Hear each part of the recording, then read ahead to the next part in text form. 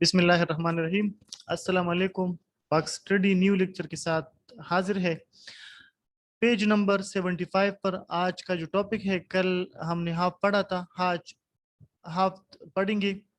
Page number 75۔ آپ لوگوں نے امید ہے ہوم ورک لرن کیا ہوگا۔ آج کا جو ہمارا ٹاپک ہے، جو کل ہم نے ہاف پڑھا تھا، پولیٹیکل ڈس آرڈر سے دوبارہ پڑھیں گے۔ یہ cause of promulgation of martial law 1958 کی ہیڈنگ کے ساتھ کنیکٹڈ دوسرا سب ہیڈنگ ہے۔ اچھا، یہاں سے پڑھتے ہیں کہ سٹارٹ سے چلو۔ Right from the time when Pakistan came into being, اس وقت سے جب پاکستان وجود میں آیا تھا۔ یہاں سے سٹارٹ لیں گے، آپ لوگ توجہ دے دیں۔ بک اوپن کریں، پیج نمبر 75 پر ڈیٹ لکھے آج کی 21 مئی کا۔ امپورٹنٹ جتنے ڈیٹ ہے، ایونٹ ہے، نیم ہے، ان کو ساتھ ساتھ ہائی لائٹ کرتے جائے۔ ڈیفیکلٹ میننگز بھی وہ ساتھ ساتھ لکھتے جائے۔ کوشچن وغیرہ اگر کچھ کرنا ہے تو ساتھ لکھ لے، پھر اینڈ میں وہ بھی پوچھ لے۔ Right from the time when Pakistan came into being, Pakistan بننے کے بعد کے وقت سے یا جب سے پاکستان بنا تھا اسی وقت سے people together with political leaders made efforts to move the country towards development۔ سیاسی رہنماؤں کے ساتھ ساتھ عوام نے بھی کوشش کی کہ ملک ترقی کی طرف چلے، ترقی کی راہ پر گامزن ہو جائے۔ بٹ اب ٹو 1957، لیکن 1957 تک یعنی 10 years گزرنے کے باوجود political conditions of the country had been much deteriorated and the position of political differences was، لیکن ملک کی جو سیاسی حالت تھی وہ بہت ابتر تھی، خراب تھی، بدتر تھی۔ ڈیٹیریٹڈ کا مطلب ہے خراب ہونا، بدتر ہونا، ابتر ہونا۔ اور سیاسی جو اختلافات تھے اس کی حالت تھی that different ministers of the government were not functioning satisfactorily, کہ جو مختلف وزارات حکومت کے وہ صحیح طریقے سے کام نہیں کر سکتے تھے یا اپنی ذمہ داریاں صحیح طریقے سے نہیں نبھا رہے تھے۔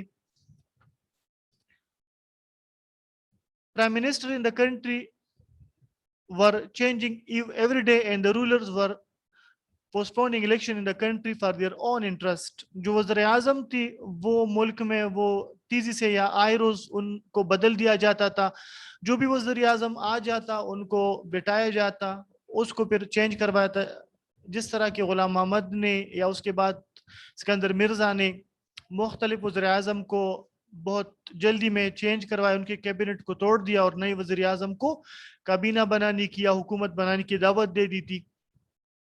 اور یہ سب کچھ صرف اپنے ذاتی مفاد کے لیے کرواتے تھے، یعنی حکومتوں کا بدلنا، حکومتوں کو توڑنا، وزیر اعظم کو چینج کرنا، جس طرح کہ غلام محمد نے کروایا تھا یا اس کے بعد اسکندر مرزا نے حکومت چینج کروائی تھی بار بار فریکوینٹلی۔ تو یہ صرف اپنی ذاتی مقاصد کو پورا کرنے کے لیے یا اپنی جو حکومت ہے، رول ہے، اس کو اسٹیبلش کرنے کے لیے، مستحکم کرنے کے لیے یہ سب کچھ کیا تھا۔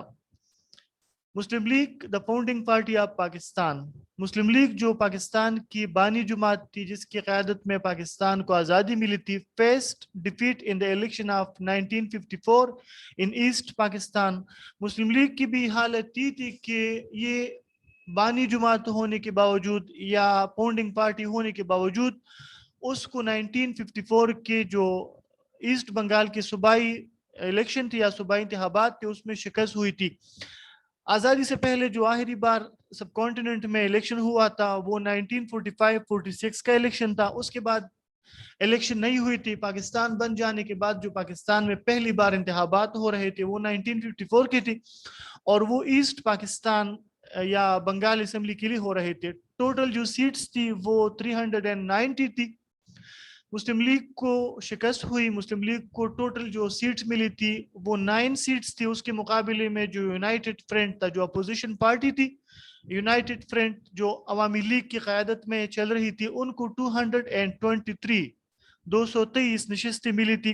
اس طرح جو مسلم لیگ کا جو وزیر اعلیٰ تھا، چیف منسٹر تھا نور الامین، اس کو بھی شکست ہوئی تھی، اس کو ایک نوجوان طالب علم نے شکست دی تھی۔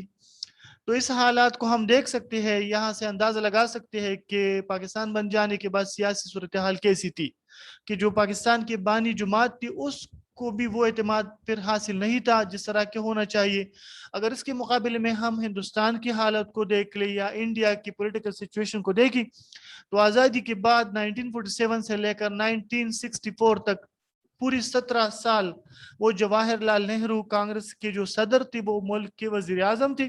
اس کے بعد بھی اسی کی پارٹی کی حکومت چلتی تھی یہاں تک کہ پھر تقریباً 1970 کے بعد کہیں جا کے کسی دوسری جماعت کو ہندوستان میں یا انڈیا میں حکومت کرنے کا یا میجورٹی حاصل کرنے کا موقع ملا تھا. اور پاکستان میں یہ صرف ایک جماعت ایک سیاسی جماعت تھی جو پاکستان بنانے کی ذمہ دار بھی تھی اور پاکستان بن جانے کے بعد پہلی ہی الیکشن میں ان کو شکست ہوئی. تو یہ پولیٹیکل ڈس آرڈر کا ہم یہاں سے بھی اندازہ لگا سکتے ہیں.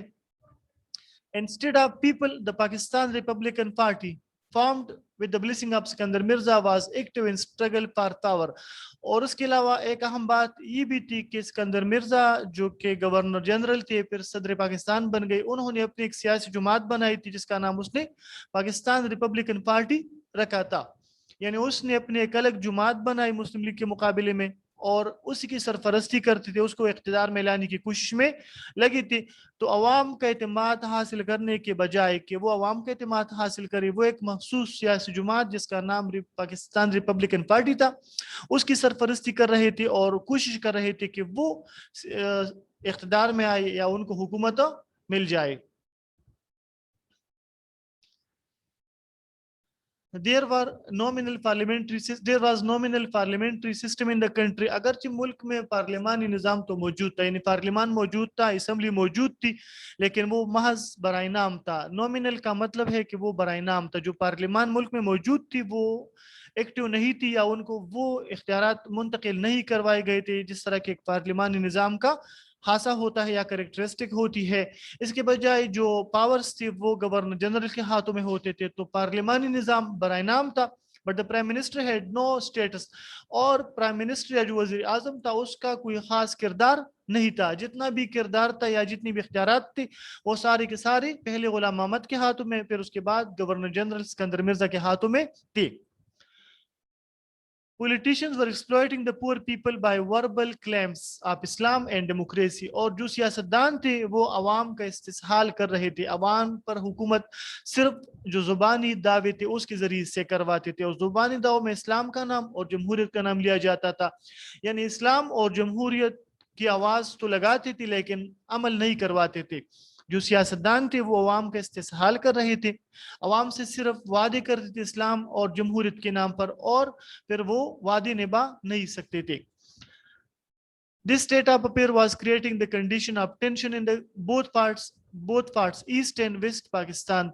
تو یہ صورتحال جو تھی یا یہ جو سیاسی ابتری تھی یہ ملک کے دونوں جو سائٹس تھے یا دونوں جو حصے تھے مشرقی اور مغربی پاکستان میں ایک قسم کی تناؤ یا بد انتظامی یا بے چینی کا باعث بن رہے تھے. And at last the result of such political mismanagement came in the shape of martial law. تو آخرکار اس طرح کی بد انتظامی یا سیاسی بد انتظامی کا نتیجہ مارشل لا کی صورت میں نکلا. یعنی ہم یہاں سے دیکھ سکتے ہیں کہ سیاسی جو جماعتی تھی یا جو سیاسی رہنما تھی وہ یا تو گورنر جنرل کے ہاتھوں میں کھیلتی تھی یا صرف اپنے اقتدار کے لیے گورنر جنرل کا ساتھ دیتے تھے. عوام کی رائے کو کوئی خاص اہمیت نہیں دی جاتی تھی. تو اس لیے گورنر جنرل نے مارشل لا لگانے کا ایک جو وجہ تھی یہ بیان کی کہ ملک میں سیاسی ابتری تھی یا سیاسی حالت خراب تھی. اچھا تھرڈ جو پوائنٹ ہے یا تیسرا جو وجہ ہے تھرڈ جو کاز ہے وہ ورس ٹریڈ کنڈیشنز کی ہے. جو تجارتی صورتحال تھی ملک کی وہ بھی خراب تھی. جو ایکسپورٹ اور امپورٹ کا جو بیلنس ہے وہ بھی ٹھیک نہیں چل رہا تھا. Like political and economic conditions, trade condition was also hopeless enough. سیاسی اور معاشی صورتحال کے ساتھ ساتھ جو تجارت کی حالت تھی یا جو تجارتی صورتحال تھی ملک کی جو کاروباری حالت تھی وہ بھی ٹھیک نہیں تھی. وہ بھی لوگوں سے نا امید تھے.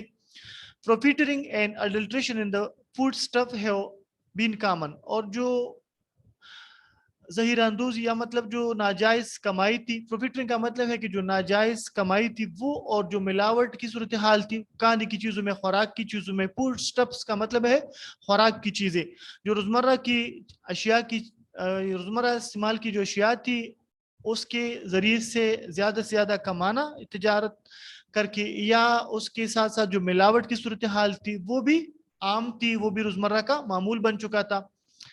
Demand for our goods and raw materials in the world market was near to finish، اور جو دنیا کی مارکیٹ تھی، جو عالمی مارکیٹ ہے، ان میں ہمارے جو مختلف چیزیں بنتی تھی فیکٹریز میں، وہ یا جو را میٹیریل، جو خام مال تھا۔ را میٹیریل کا مطلب یہ ہے کہ جو چیزیں استعمال کی جاتی ہے فیکٹریز میں، جن سے پھر نئے پروڈکٹ بنائے جاتے ہیں۔ جس طرح کہ اگر ہم بات کریں شوگر کین، وہ شوگر کے لیے ذرا میٹیریل استعمال ہوتا ہے۔ اس طرح جو کاٹن وغیرہ ہے وہ بھی ذرا میٹیریل استعمال ہوتا ہے مختلف ٹیکسٹائل میں۔ تو ہمارے جو ملک کی را میٹیریل کی ڈیمانڈ تھی، یا اس کے ساتھ ساتھ جو فیکٹریز میں جو پروڈکٹس آلریڈی بنے تھے، جو ریڈی میڈ چیزیں تھی، ان کی جو ڈیمانڈ تھی یا جو طلب تھی دنیا کے مختلف مارکیٹوں میں، جس طرح یورپین یونین کی اگر ہم بات کریں، امریکہ کی بات کریں، یا گلف اسٹیٹ کی بات کریں، یا جو ایسٹ ایشیا کی بات کریں، تو وہاں پر ہمارا جو طلب تھا چیزوں کا وہ تقریباً ختم ہونے کو تھا۔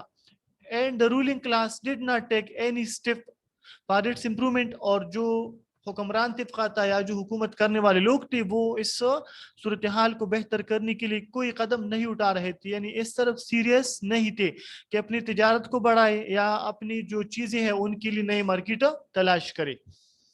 Pakistani currency was D valued, Pakistani جو کرنسی تھی یا جو ہمارا روپیہ تھا، اس کی قدر گر رہی تھی، یا جو قدر تھی وہ کم ہو رہی تھی۔ ڈی ویلیو کا مطلب ہے کہ ڈالر کے مقابلے میں یا جو دوسری کرنسی سے ہے ان کے مقابلے میں ہماری جو کرنسی ہے وہ کم ہو رہی تھی۔ And for the completion of all developmental projects, اور ملک میں جتنی بھی ترقیاتی منصوبے جاری تھے، چاہے وہ انفراسٹرکچر کی بات ہے، کسی ڈیم کی بات ہو رہی تھی، یا کوئی نیا پروجیکٹ وغیرہ جو بھی تھا، وہ جو چل رہے تھے، Pakistan remain dependent on western countries, تو ان کو مکمل کرنے کے لیے یا ان کے لیے جو انویسٹمنٹ درکار تھی، جو سرمایہ درکار تھا، اس کے لیے پاکستان مغربی ممالک پر منحصر تھا یا انحصار کر رہا تھا، یعنی اپنی کرنسی بھی خراب تھی، ہمارا ریونیو بھی نہیں تھا، جو ہمیں فورن ایکسچینج تھا وہ بھی کم ہو رہا تھا، تو اس لیے ہمیں اپنے ملک میں ترقیاتی کاموں کو مکمل کرنے کے لیے مغرب کی طرف پھر دیکھنا پڑا تھا۔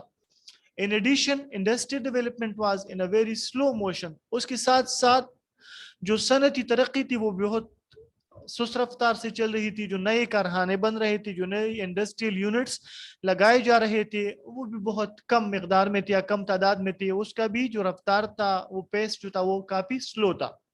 Strikes, lockouts and industrial conflicts, احتجاج یا جو اسٹرائک ہے مطلب جو دکانیں وغیرہ، بازاریں وغیرہ جو بند کروائی جاتے ہیں، ہڑتال وغیرہ کی جاتے ہیں، اس کے ساتھ ساتھ جو صنعتی تنازعات تھے، جو امپلائر اور امپلائیز کے درمیان، یعنی جو کارخانہ دار اور مزدور کے درمیان جو مختلف چیزوں پر یا ورکنگ آور پر یا سیلریز ویجز پر جو تنازع تھا، جھگڑا تھا، وہ بھی ور دا ڈیلی روٹین میٹرز، وہ بھی روزمرہ کے معمول بن چکے تھے، یعنی احتجاج کرنا، ہڑتال کرنا، مارکیٹوں کو، بازاروں کو بند کرنا، یا اس کے ساتھ ساتھ جو صنعتی تنازعات تھے مزدوروں اور مالکان کے درمیان، وہ بھی روزمرہ کا معمول بن چکا تھا۔ As a result the people become distrustful from the rulers، تو ایسے حالات میں عوام وہ حکمرانوں سے نا امید ہو گئی، ان پر سے ان کا اعتماد پھر اٹھ گیا تھا۔ ظاہر ہے کہ سیاسی جو ڈیولپمنٹ ہے یا جو سیاسی صورتحال کو قابو کرنا ہے، امن و امان لانا ہے، معاشی ترقی حاصل کرنی ہے، جو بھی کرنا ہے، وہ اس کی زیادہ سے زیادہ ذمہ داری حکومت پر پڑتی ہے۔ تو اگر حکومت ان چیزوں کی طرف توجہ نہ دے تو پھر عوام کا ان سے جو اعتماد ہے اس کا اٹھ جانا پھر یقینی ہو جاتا ہے۔ نیکسٹ جو ہمارا ہیڈنگ تھا وہ سوشل ڈیفیکٹس کا ہے۔ سوشل جو معاشرے میں خرابیاں آتی، سوشل ڈیفیکٹس کا مطلب جو ہماری سوسائٹی میں، معاشرے میں خرابیاں، وہ بھی اس ماشاء اللہ کے لیے ذمہ دار تھی۔ ظاہر ہے جب معاشی حالت خراب ہو، تجارتی حالت خراب ہو، تو پھر معاشی جو حالت ہے اس کے ساتھ وہ خراب ہو جاتی ہے۔ جب لوگوں کو روزگار کا موقع نہیں ملتا تو پھر بہت ساری خرابیاں اس کے ساتھ معاشرے میں آ جاتی ہے۔ The effect of political and economic mismanagement in the country was creating sharply the feelings of strangeness۔ جو سیاسی اور معاشی بد انتظامی تھی، اس کا اثر وہ معاشرے میں ایک اجنبیت کا احساس پیدا کر رہا تھا تیزی کے ساتھ، یعنی لوگوں کو ایسا لگ رہا تھا کہ وہ پاکستانی ہے ہی نہیں۔ جب کسی کو موقع نہیں ملتا تعلیم کا، روزگار کا، معیشت کا یا آگے بڑھنے کا، تو پھر اس کو ایک اجنبیت کا احساس ہو جاتا ہے کہ وہ جیسا کہ پاکستانی ہے ہی نہیں. تو سیاسی اور معاشی جو بد انتظامی تھی وہ ملک میں ایک اجنبیت کا احساس وہ تیزی سے پھیلا رہی تھی، بنا رہی تھی. Provincial prejudice was enhancing اور جو صوبائی تعصب تھا خیبر پختونخوا کا، مثال کے طور پر پنجاب کے ساتھ، پنجاب کا سندھ کے ساتھ، سندھ کا بلوچستان کے ساتھ جو تعصب تھا، لوگوں کے درمیان جو ایک دوسرے سے دوری تھی یا ایک دوسرے سے اونچ نیچ کا جو فرق بنانا وہ بڑھ رہا تھا. انہینسنگ کا مطلب ہے بڑھنا. پروونشل پریجوڈائس واز انہینسنگ اور جو سیاسی جو صوبائی تعصب تھا وہ بھی بڑھ رہا تھا. Distance between the both parts of the country further widened اور جو فاصلہ تھا دونوں جو شاہی تھی یا ملک کے دونوں جو حصے تھے مغربی اور مشرقی پاکستان کے درمیان جو فاصلہ تھا وہ مزید زیادہ ہو رہا تھا. یعنی پہلے سے بھی ایک زبان کا مسئلہ 1947 سے چل رہا تھا بنگالی اور اردو کے درمیان. اس کے ساتھ ساتھ جو ان کو مواقع نہیں مل رہے تھے بنگالیوں کو، اس کی وجہ سے جو مشرقی پاکستان تھا اور جو مغربی پاکستان تھا، خاص کر پنجاب کی سیاستدانوں کے ساتھ جو مشرقی پاکستان کے عوام کا جو رابطہ تھا وہ کم ہو رہا تھا اور جو فاصلہ تھا وہ بڑھ رہا تھا. Therefore the people wish for a solid change. اس لیے عوام نے ایک مستحکم تبدیلی کی خواہش کا اظہار کیا یا ایک اچھی تبدیلی کا جو آنا چاہیے تھا اس کا کی خواہش کی کہ ملک میں تبدیلی آنی چاہیے. جو جمہوریت تھا 10 سال اس کا تجربہ یا 11 سال اس کا تجربہ ملک میں تو ہوا، لیکن جمہوریت کے ذریعے سے یا جمہوری حکومتوں کے دوران ملک میں سیاسی معاشی معاشرتی جتنی بھی ترقی کی خواہشات تھی وہ ادھوری رہ گئے تھے، وہ پوری نہ ہو سکی. which may cause for the democracy, equality, economic and social happiness of the people. تو ایسی تبدیلی کہ جس کے ذریعے سے جمہوری مساوات کی معاشی اور جو معاشرتی خوشحالی ہے وہ حاصل ہو سکے. لوگوں نے ایک ایسی تبدیلی کی خواہش کا اظہار کیا کہ جس کے ذریعے سے جو جمہوریت ہے وہ صحیح معنوں میں آ سکے، اس کے ساتھ ساتھ جو مساوات ہے مغربی اور مشرقی پاکستان کے درمیان وہ بھی آ سکے، جو معاشی حالت ہے وہ بہتر ہو سکے اور جو معاشرتی خوشحالی ہے وہ بھی لوگوں کو حاصل ہو سکے. تو ایسی تبدیلی کا اظہار یا خواہش ہونے لگا. نیکسٹ ہمارا جو پوائنٹ ہے وہ مسلینیس پرابلم کا ہے. جو متفرق مسائل تھے وہ بھی ذمہ دار تھے مارشل لاء کے لیے. متفرق کا مطلب یہ ہے کہ یہاں بہت سارے مسائل کا ہم ذکر کریں گے جس کو ہم ایک ہیڈنگ کے اندر یا انڈر ڈسکس کریں گے. مسلینیس کا مطلب ہے متفرق مسائل. along with the weakness in political institutions in the country, ملک کی جو سیاسی ادارے تھے ان میں کمزوریوں کے ساتھ ساتھ، ملک کے سیاسی اداروں میں کمزوری کا مطلب یہ ہے کہ جو پارلیمنٹ تھا یا جو گورنر جنرل کا عہدہ تھا یا جو وزیر اعظم تھا یا جو وزراء کے پورٹ فولیوز تھے ان میں بھی کمزوریاں تھی. ان لوگوں نے ظاہر ہے اپنی جو ذمہ داریاں تھی وہ صحیح طریقے سے پوری نہیں کی تھی، بلکہ صرف اپنی ذاتی مفاد کے لیے، اپنے اقتدار کو بڑھانے کے لیے، اپنی طاقت کو بڑھانے کے لیے یا زیادہ سے زیادہ ٹائم کے لیے اپنے عہدے کو محفوظ رکھنے کے لیے وہ کوشش میں تھی. تو سیاسی اداروں میں بھی جو کمیاں تھی، جو خامیاں تھی، جو کمزوریاں تھی وہ موجود تھی in the country. But the sense of responsibility was missing in the politicians' role and bureaucracy as well. اس کے ساتھ ساتھ جو سیاستدان تھی اور جو بیوروکریسی تھی ان میں بھی جو ذمہ داری کا احساس تھا وہ موجود نہیں تھا. اگرچہ اداروں میں بھی کمیاں تھی، کمزوریاں تھی، لیکن اس کے ساتھ ساتھ جو سیاستدان تھے مختلف ان کے اور جو ہماری بیوروکریسی ہے ان میں جو ذمہ داری کا احساس تھا وہ نہیں تھا. جس طرح قائد اعظم محمد علی جناح نے بیوروکریسی سے خطاب کرتے ہوئے کہا تھا کہ آپ عوام کے خادم ہیں، لیکن ایسا نہیں ہوا، بلکہ انہوں نے اقتدار پر قبضہ کیا، اقتدار کو اپنے ہاتھوں میں لیا.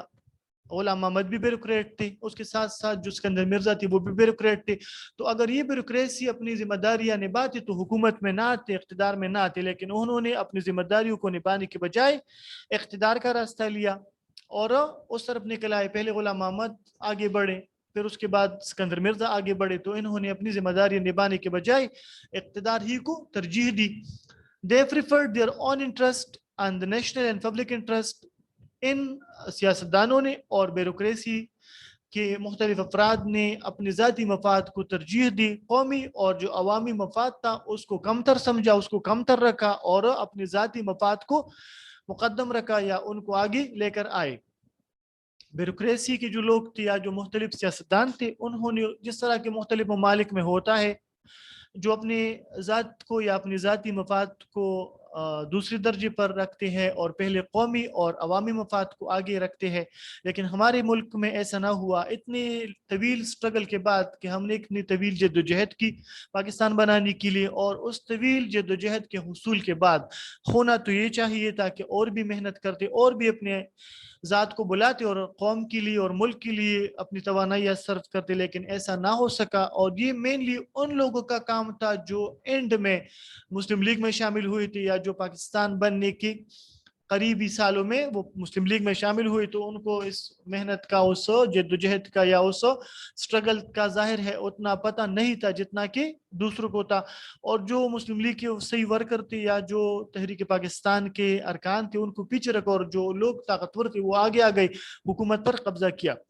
Besides, اس کے ساتھ ساتھ یا اس کے علاوہ the role of important pillar of the government, judiciary was also not commendable. اس کے ساتھ ساتھ جو عدلیہ کا کردار تھا, جو حکومت کا ایک اہم ستون ہے, پلر کا مطلب ہے ستون, جو ہمارے ملک میں یا مختلف ممالک میں جو حکومت کے ڈیفرنٹ پلر ہوتے ہیں, جس طرح کے ایگزیکٹو ہے, جوڈیشری ہے یا لیجسلیچر ہے, تو ہمارے ہاں پارلیمنٹ کا جو لیجسلیچر ہے اور جو ایگزیکٹو ہے, گورنر جنرل, کیبنٹ, ان کا کردار تو کمزور تھا ہی, لیکن اس کے ساتھ ساتھ جو ہمارا عدلیہ تھا, جو جوڈیشری تھی, اس کی بھی جو کردار تھی وہ قابل تعریف نہیں تھی, کمنڈیبل نہیں تھا. اس کے واضح مثالوں میں جسٹس محمد منیر کا کردار ہے, یا اس کے ساتھ ساتھ جو اس کے ساتھ دوسرے جو جج صاحبان تھے ان کا کردار.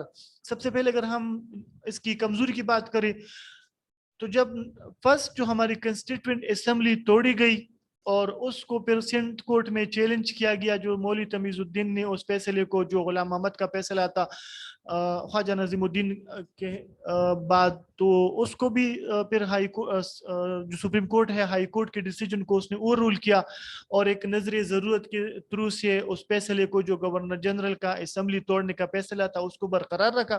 یہ بھی جسٹس منیر کا فیصلہ تھا. تو اس لحاظ سے بھی ہم کہہ سکتے ہیں کہ جو ایک مارشاء اللہ کا جو راستہ ہے یا جو طاقتور لوگوں کا راستہ ہے, وہ بھی شروع کے سالوں سے ہی عدلیہ نے ان کو فراہم کیا ہے. In addition, the pending problems of the country, for example, the rehabilitation of refugees, canal water, etc.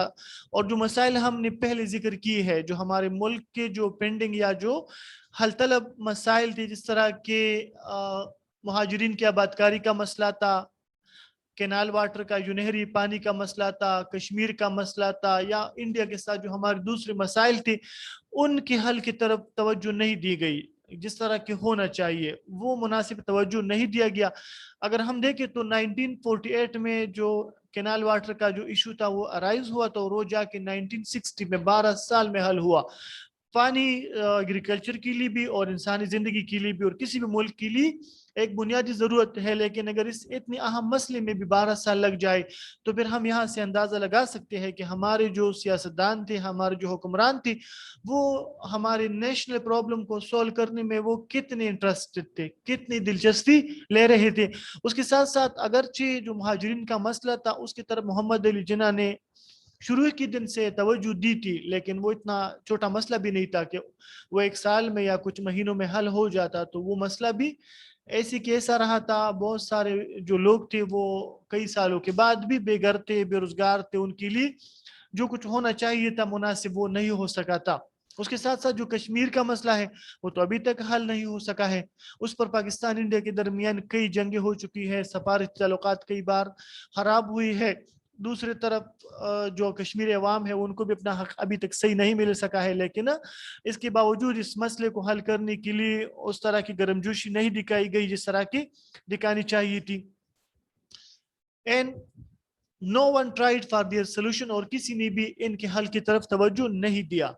In these circumstances, ان حالات میں Sikandar Mirza abolished the constitution. Sikandar Mirza نے اپنا ہی بنایا ہوا جو آئین تھا اس کو منسوخ کیا. abolished ختم کرنا, ترک کرنا, منسوخ کرنا, انل کرنا. and promulgated martial law in the country, اور ملک میں فوجی حکومت یا جو مارشل لا تھا اس کو لگا دیا, نافذ کیا. promulgated نافذ کرنا.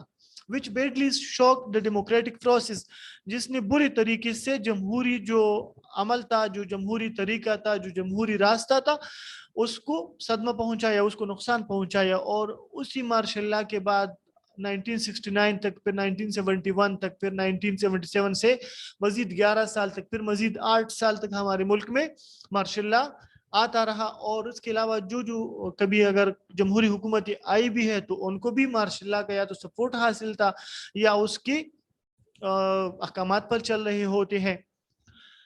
تو اس جو 1958 کا اسکندر مرزا کا مارشاء اللہ تھا, اس نے ملک کی جمہوری عمل کو بہت بری طرح نقصان پہنچایا. جو ملک ترقی کر رہا تھا, وہ ترقی کا جو عمل تھا وہ رک گیا.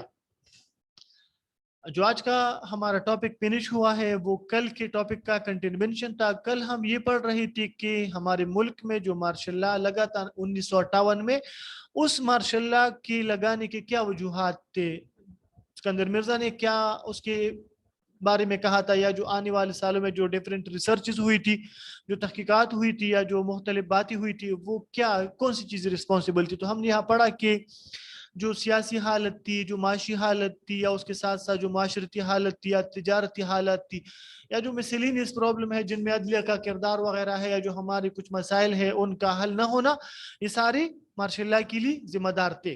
اور بھی بہت سارے مسائل ہیں, لیکن چونکہ 9 کلاس ہے اس لیے کویسچن کو یہاں پر اتنا انلارج نہیں کیا جا سکتا. اچھا, نیکسٹ جو اب ہم پڑھیں گے وہ reforms of Ayub Khan regime. Ayub Khan نے جب 27 اکتوبر 1958 کو ملک پر اپنے اقتدار کا آغاز کیا, اسکندر مرزا کو جلا وطن کیا, تو اس کے بعد وہ 11 سال تک, یعنی 1958 سے لے کر 25 مارچ 1969 تک, 25 مارچ 1969 تک تقریباً 10.5 سال یا 11 سال تک وہ ملک کے فیلڈ مارشل تھے, صدر تھے, حکمران تھے. تو اس نے مختلف اصلاحات بھی کروائے تھے, مختلف اقدامات کروائے تھے. ہم ان اقدامات کے بارے میں یا ان اصلاحات کے بارے میں پڑھیں گے کہ اس نے کیا کچھ کروایا تھا. 2 خاص جو ہمارے پاس اس کی ہیڈنگ ہے یا جو اس نے اصلاحات کروائے تھے, وہ ہے ایک ایگریکلچر ریفارم کا ہے, اور ایک اکنامک یا معاشی اصلاحات کی بات کریں گے. زرعی اصلاحات جو اس نے کروائے تھے وہ یہ تھی کہ اس کے خیال میں, یا جس طرح کی حقیقت ہے کہ ہمارا ملک ایک زرعی ملک ہے. انگریزوں کے دور میں زراعت پر وہ توجہ نہیں دی گئی تھی جس طرح کی ہونا چاہیے. ان کا تو خیر ملک نہیں تھا, وہ تو چاہتے تھے کہ زراعت کمزور رہی اور ہم باہر سے یہاں پر امپورٹنگ کریں تاکہ یہاں پر مہنگے داموں چیزیں فروخت کریں اور ہم زیادہ سے زیادہ پروفٹ لے لیں. لیکن پھر آزادی کے بعد تو ہمارے اپنے لوگ حکمران تھے, تو جو ایگریکلچر تھا اس کا بہتر کرنا, چاہے وہ لینڈ کی دوبارہ سے وہ ڈسٹریبیوشن کی بات ہے, یا اس کے ساتھ ساتھ جو واٹر وغیرہ کی پروڈکشن کی بات ہے, یا جو فراہمی کی بات ہے, یا اس کے علاوہ جو ہماری پیزنٹ ہے ان کے مسائل کے حل کی بات ہے, وہ ساری چیزیں اس میں شامل تھی. اور ہمارے زراعت نے 1960 میں بہت ترقی بھی کی تھی, یہ حقیقت ہے. اور 1960 کو ہم اپنی ملک کا جو ڈیکیڈ آف ڈیولپمنٹ یا جو ترقی کا جو 10 سال ہے یا دہائی ہے وہ کہہ سکتے ہیں صحیح معنوں میں. اچھا, سٹارٹ لیتے ہیں, یہاں سے پڑھیں گے. Ayub Khan while taken over the charge of government and introduced reform for the development and prosperity of the country. Ayub Khan نے جب حکومت کا انتظام سنبھالا تو اس نے ملک کی ترقی اور خوشحالی کے لیے کئی اصلاحات کروائے تھے, جن میں نمایاں جو میں نے ذکر کیا وہ زرعی اور معاشی اصلاحات کی بات تھی. سب سے پہلے بات کریں گے ایگریکلچر ریفارم کی, زراعت کی یا زرعی اصلاحات کی بات کریں گے. زراعت میں سے پہلے کبھی ایسے خاص اصلاحات نہیں ہوئی تھے ایوب خان سے پہلے.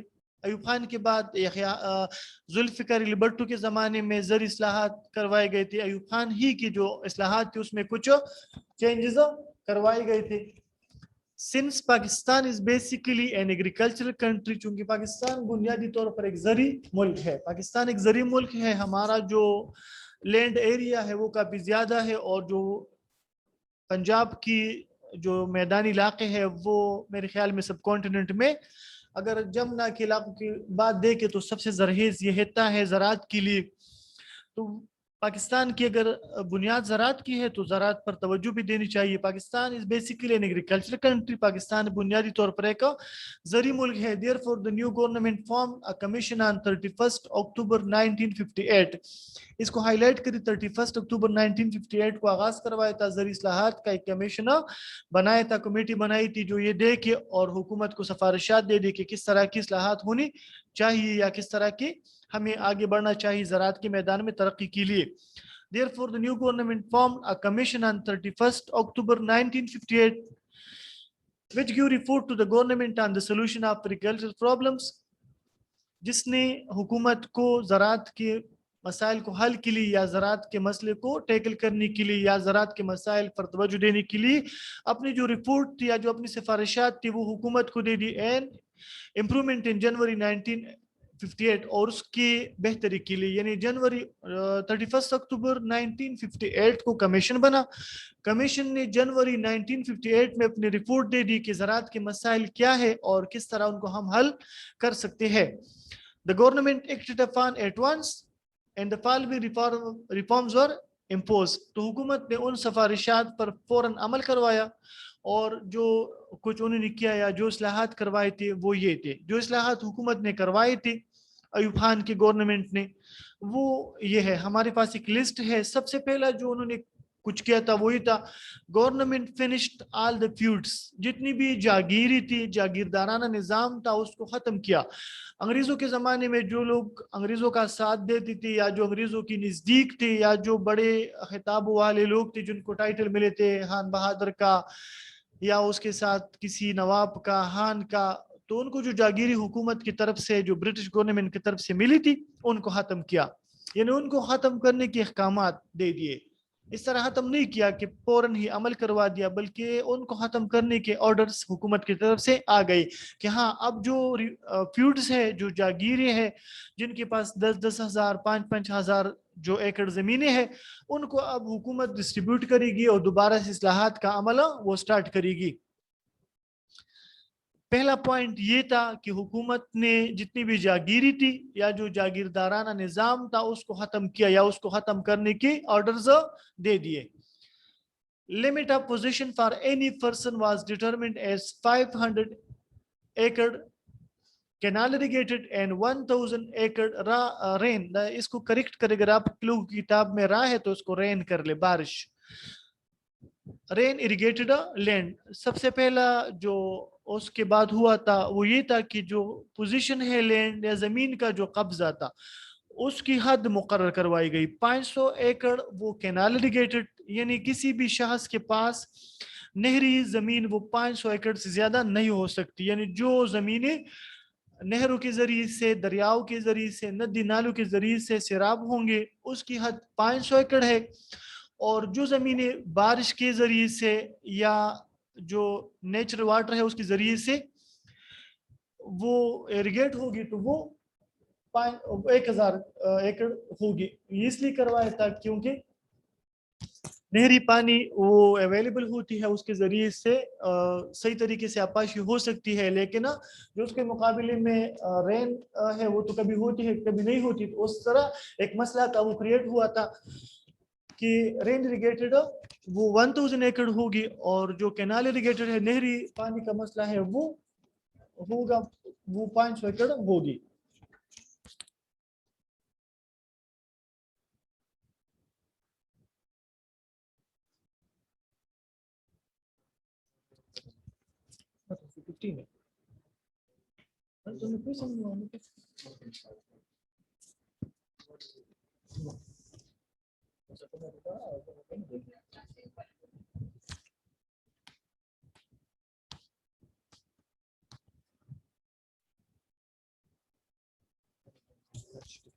اچھا, تھرڈ نمبر پوائنٹ جو تھا وہ یہ تھا کہ rights of the peasants were safeguarded. جو مزارعین تھے کسان تھے ان کے جو حقوق تھے ان کا بھی تحفظ کیا گیا. Forced labor from the tillers was strongly prohibited. اور جو مزارعین تھے جو زمینیں کاشت کرنے والے یا زمینوں کو آباد کرنے والے لوگ تھے ان سے جو زبردستی جو محنت تھی وہ لینا وہ بند کروایا گیا کہ کوئی بھی ان سے زبردستی کام نہیں لے گا یا ان کو مجبور نہیں کرے گا کہ وہ زبردستی زمینوں پہ جا کے کام کرے. The area of land with the farmer beyond limit was taken into custody by the government and they were given in return the government bonds. اور جو اصلاحات کروائی گئی تھی, جو 500 ایکڑ کی حد رکھی گئی تھی اور جو 1000 ایکڑ کی حد رکھی گئی تھی, اس سے جو ایکسٹرا یا اس سے جو اضافی یا جو اس حد سے زیادہ زمینی تھی وہ لے لی گئی مالکان سے اور اس کو فری آف کاسٹ تقسیم کروائی گئی, اور اس کے بدلے میں یا اس کی کمپنسیٹ کے تھرو سے ان جو مالکان تھا ان کو گورنمنٹ نے بانڈ دے دیے تھے یا جو شیورٹی دیا تھا کہ ہم آپ کو بدلے میں مطلب جو پروڈکشن ہے اس سے یا جو کیش ہے اس سے کچھ دیں گے. یعنی جو 500 ایکڑ سے یا 1000 ایکڑ سے جو لمٹ سے جو زیادہ زمینی کسی کی ایک پرت کے قبضے میں تھی یا اس کے نام پر تھی, ان سے لے لی گئی اور ان کو حکومت نے مفت یا فری آف کاسٹ ان مزارین میں تقسیم کروایا اور اس کے بدلے میں ان مالکان کو گورنمنٹ نے بانڈز دے دیے. ان لینڈ کنسولیڈیشن اور زمین کو مستحکم کرنے میں the revolutionary step were also taken. زمین کو مستحکم کرنے کا مطلب یہ کہ اگر کہیں پر زمینیں بکری ہے یا چھوٹے چھوٹے جو ٹکڑے کسی کے نام پر ہے یا جو مختلف لوگوں کے پاس زمین کی معمولی سی ملکیتی ہے, ان کو کنسولیڈیٹ کرنا تھا یا ان کو دوبارہ سے ملانا تھا. The revolutionary step were also taken. تو ان میں بھی انقلابی اقدامات کروائے گئے. Small pieces of land were consolidated and made able for the modern cultivation. اور جو چھوٹے ٹکڑے تھے یا جو چھوٹے زمینی تھی ان کو مستحکم کیا, ملا دیا, ایک ساتھ ان کو لایا اور ان کو جو جدید کاشتکاری تھی اس کے قابل بنایا. اس پوائنٹ کا مطلب یہ ہے کہ اب چونکہ ٹائم چینج ہو رہا تھا, وقت بدل رہا تھا, ایک طرح کا جو مشینی جو دور تھا وہ آ رہا تھا, ٹریکٹر کا استعمال زیادہ ہو رہا تھا, یا اس کے ساتھ ساتھ جو ٹیوب ویل وغیرہ کے ذریعے سے اپاشی کا نظام تھا وہ بڑھ رہا تھا, یا جو ہارویسٹنگ وغیرہ ہونی تھی وہ بھی مشینی تھی. تو ظاہر ہے کسی ٹیوب ویل کا لگانا یا ٹریکٹروں کا لے آنا یا اس کے ساتھ ساتھ جو مشین ہارویسٹنگ ہے یا جو کٹائی ہے وہ چھوٹے جو کھیت ہے یا جو معمولی سی زمین کے ٹکڑے ہیں ان پر ہونا مشکل ہے یا ان پر پھر وہ بینیفٹ ہمیں نہیں ملتا. تو اس کو حل کرنے یا اس مسئلے کو ٹیکل کرنے کے لیے جو چھوٹے ٹکڑے تھی زمین کے اس کو ملا دیا اور بڑے بڑے حصے اس کی بنا دی تاکہ زمینی کاشت کے وہ قابل بن سکے. یہ اقدامات کروائی تھی. دوبارہ سے ذرا دیکھیے جو زرعی اصلاحات ایوب خان کی حکومت نے کروائی تھی, ایک تو یہ تھا کہ انہوں نے جو جاگیردارانہ نظام تھا یا جو ایک شخص کے نام پر بہت زیادہ تعداد میں جو زمینی تھی ان کو ختم کیا. اس کے ساتھ ساتھ جو ایک شخص کے نام پر یا ایک شخص کے قبضے میں جو زمین کی یا لینڈ کی جو لمٹ تھی وہ مقرر کی کہ جو کینال اریگیٹڈ ہے وہ 500 ایکڑ ہوگی اور جو بارش کے ذریعے سے سیراب ہونے والی زمینیں ہے وہ 1000 ایکڑ ہوگی. اس کے ساتھ ساتھ ایکسٹرا کوئی بھی شخص وہ 150 ایکڑز یا 150 ایکڑ وہ باغات کے لیے, باغ لگانے کے لیے جو آرچرڈ ہے وہ اس کو لگانے کے لیے وہ رکھ سکتا ہے. اچھا جی, ہوم ورک نوٹ کر لیجئے. ہوم ورک جو ہے وہ کل جو ہم نے ایکسپلین کیا تھا وہ cause of promulgation of martial law 1958 اس کو لرن کری صحیح طریقے سے اور ریٹن پریکٹس بھی کر لے. رف جو آپ کے پاس نوٹ بک وغیرہ ہوگی یا جو رجسٹر ہے اس میں لکھ لے, پہلے یاد کر لے, پھر اس کے ساتھ ریٹن پریکٹس کر لے, دوبارہ سن لے. جو کل اور آج ہم نے ایکسپلین کیا تھا cause of promulgation of martial law 1958 1958 کے مارشل لا کے نفاذ کی وجوہات, وہ ہوم ورک ہے, پہلے یاد کری اور پھر ریٹن پریکٹس کر لے, ایک بار لکھ لے تاکہ اسپیلنگ وغیرہ آپ کو صحیح طریقے سے لرن ہو سکے. اچھا جی, کویسچن پوچھئے مریم. سر ہمیں تھرڈ پوائنٹ کی سمجھ نہیں آئی. اس والی کی جو ابھی پڑھا ہے تھرڈ پوائنٹ کی ایگریکلچر ریفارم کی. یس. اچھا جی سنیے, ایگریکلچر ریفارم میں جو تھرڈ پوائنٹ تھا وہ یہ تھا کہ rights of the peasants were safeguarded, یعنی جو کسان تھے, مزارین تھے یا جو کھیتوں میں فصلیں اگانے والے لوگ تھے ان کے حقوق کا تحفظ کروایا گیا. ہمارے ہاں تو زمینیں کم ہوتی ہے, یہاں پر ہمیں اس کا اتنا پتہ نہیں ہوتا, لیکن پنجاب میں اور سندھ میں جو نظام ہے جاگیردارانہ وہاں پر بہت سارے لوگ ایسے ہیں جو اس کے ساتھ منسلک ہے, تو ان کے حقوق کا بھی تحفظ ہونا چاہیے تاکہ وہ محنت کے ساتھ لگن کے ساتھ کام کرے. اور پھر دوسری بات یہ ہے کہ ان لوگوں سے فورس لیبر یا زبردستی ان سے کام کروانا، چاہے وہ کھیتوں میں ہے یا گھروں میں ہے، وہ پھر لینا، وہ بھی حکومت نے منع کیا کہ اگر کوئی نہیں کرنا چاہتا کسی مالک کا پرسنل کچھ تو وہ نہیں کر سکے گا. یہ اس کو ایک قانونی طریقے سے ایک منع کروایا گیا. اچھا نیکسٹ جی طلحہ، طلحہ مائک جلدی سے آن کرو، شبس جلدی سے. طلحہ